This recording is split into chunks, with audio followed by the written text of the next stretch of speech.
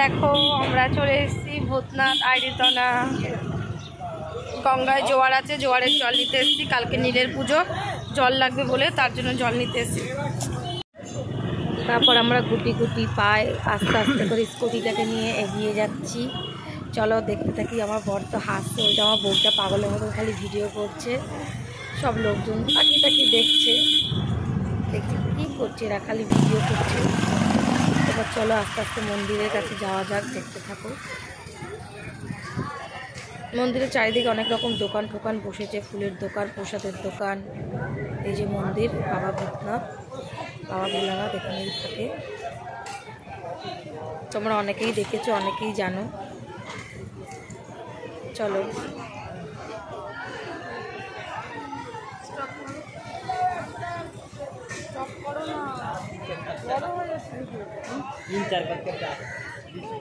আমার বর বললো আমাকে একটু ফোনটা দাও, ভিডিও করে দিই। ও ভিডিও করতেই রয়েছে, আর এদিকে ভিডিও বড় হয়ে যাচ্ছে। আমি ওকে বকছিলাম, তাই এই গঙ্গার ঘাটে চলে এসেছি। ও জল ভরছে।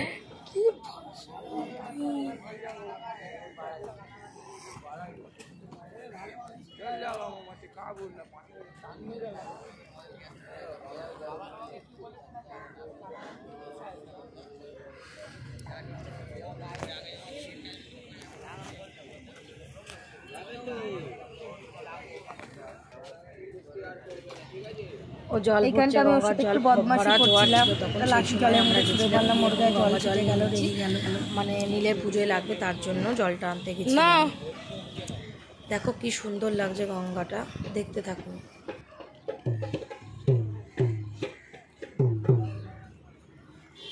সবাই চারিদিকে বসে আছে, গান বাজনা করছে। ওই দেখো একটা জাহাজ আসছে, কি সুন্দর জাহাজটা দেখতে, পুরো ময়ূরের মতন সামনেটা, দারুণ লাগছিল দেখতে। তাই একটু ভিডিও করে নিলাম তোমাদেরকে দেখানোর জন্য। গঙ্গা জল ভরা হয়ে গেছে। আমি ভর্তি করছি, আমাকে ভিডিও কর, ধর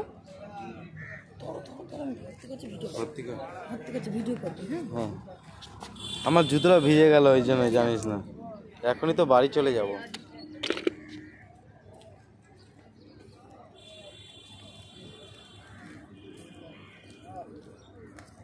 আমার বর হাফ জল ভরলো, তারপর গিয়ে আমি হাফ ভরলাম। এক ধাপ নামতেই হবে তোকে, নিলাম দিয়ে আমি হাফ কিচ্ছু হবে না, কারণ ওর জুতো ভিজে গেছিল বলে সোজা হয়ে দাঁড়াচ্ছিল না। হ্যাঁ, তার জন্য আমি বাকিটা ভরলাম। চলো জলটা ভরে নিই।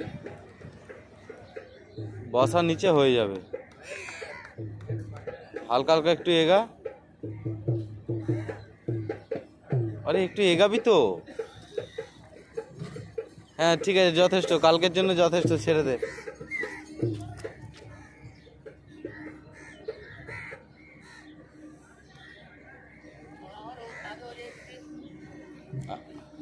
ও ভয় পায়।